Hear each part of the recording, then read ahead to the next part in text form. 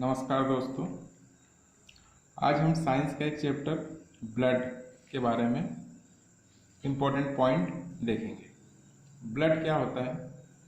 Blood एक संयोजी ऊतक होता है जो वाहिनियों द्वारा शरीर के प्रत्येक अंग में बहता रहता है तथा पदार्थों के परिवहन का कार्य करता है। अतः इसे परिसंचारी भी कहते हैं। रुधिर का प्रमुख कार्य क्या होता है? ऑक्सीजन को फेफड़ों से शरीर के सभी अंगों में पहुंचाना तथा कार्बन डाइऑक्साइड के शरीर के भागों से फेफड़े तक लाना। इसके अतिरिक्त पोषण पदार्थ, हार्मोन्स आदि भी ब्लड द्वारा शरीर के एक भाग से दूसरे भाग में पहुंचाया जाता है। इसका पीएच मान होता है 7.4 और ब्लड के अध्ययन को हम हेमेटोलॉजी कहते हैं। ब्लड को हम दो भागों में डिवाइड करते हैं। पहला भाग है प्लाज्मा, जो टोटल ब्लड का 55 से 60% होता है, और दूसरा है रुधिराणु, जो टोटल ब्लड का 40 से 45% होता है। प्लाज्मा को भी हम दो भागों में डिवाइड करते हैं।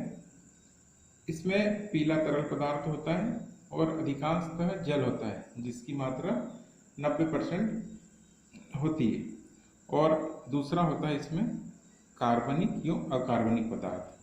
तो कार्बनिक पदार्थ क्या होते हैं?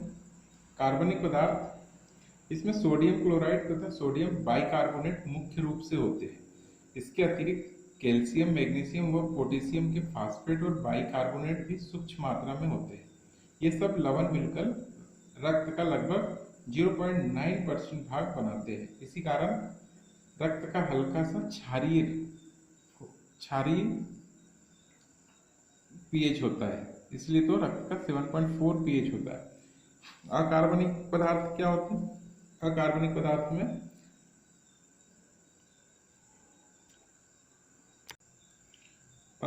पदार्थ में प्रोटीन होते हैं, जैसे फिब्रोनोजन, प्रोथ्रोम्बिन, ग्लोबुलिन, एल्ब्यूमिन और अमीनो अम्ल भी होते हैं। इसमें ग्लूकोज भी होता है, इसमें अमोनिया भी होता है और बहुत सी चीज़ें होती हैं।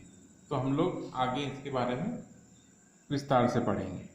अब रुधिराणु को भी 3 भागों में बांटा जाता है। पहला होता है आरबीसी, दूसरा डब्ल्यूबीसी और तीसरा ब्लड प्लेट्स। डब्ल्यूबीसी को भी 2 भागों में बांटा जाता है। एक होता है कणाकार और दूसरा होता है अकणाकार। कणाकार के अंदर 3 भाग होते हैं, एओसोफिल्स, बेसोफिल्स और न्यूट्रोफिल्स, और अकणाकार के अंदर 2 भाग होते हैं, लिम्फोसाइट और मोनोसाइट।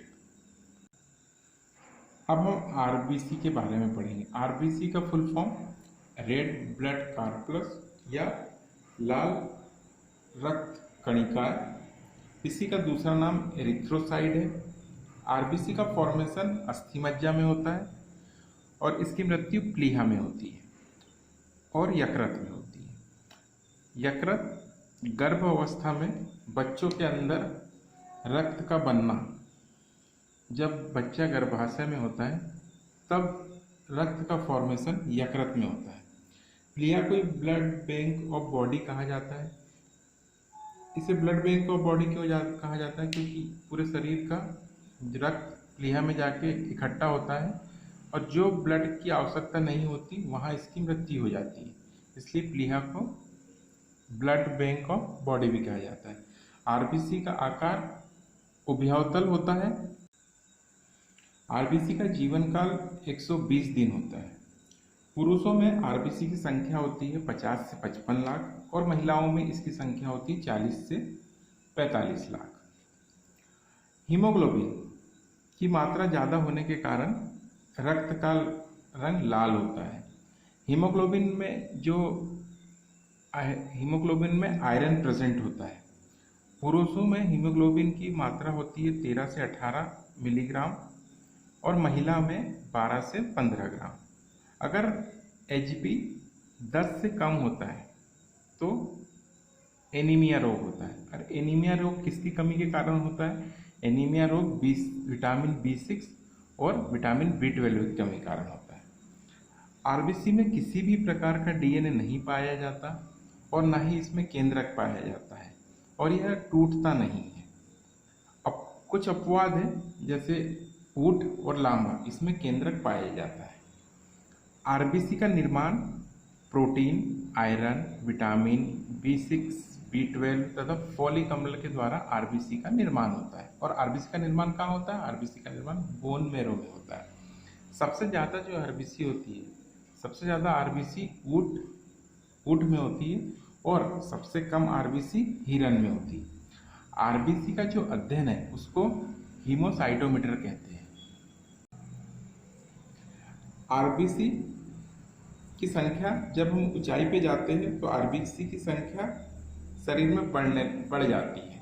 इसको पॉलीसाइथीमिया कहते हैं। तो ऐसे ही एक बार एसएससी में क्वेश्चन आया था कि ऊंचाई पर जाने पर आरबीसी की संख्या बढ़ जाती है, उसे क्या कहते हैं? तो इसका सही आंसर है पॉलीसाइथीमिया।